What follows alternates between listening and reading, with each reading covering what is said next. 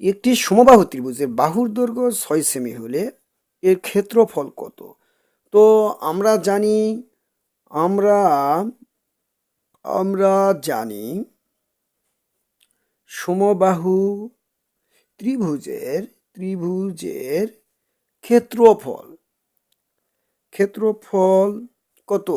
ক্ষেত্রফল √3/4 স্কয়ার বর্গ একক। তো এটা আমরা সূত্র জানি। তো কোনো কিছু না দেখে এই √3 ঠিক থাকবে, 4 ঠিক থাকবে, ওই এর জায়গাত এই 6টা আমি বসিয়ে দেবো। তাহলে 6 স্কয়ার, তাহলে কত হবে? √3/4, এখানে কত? 6 36, তাহলে 4 নং 36, এটা কাটলাম, তাহলে উত্তর কত আসবে? 9√3। এটা এই একক আছে কি সেন্টিমিটারে, তাহলে বর্গ সেমি লিখবো, বর্গ সেমি।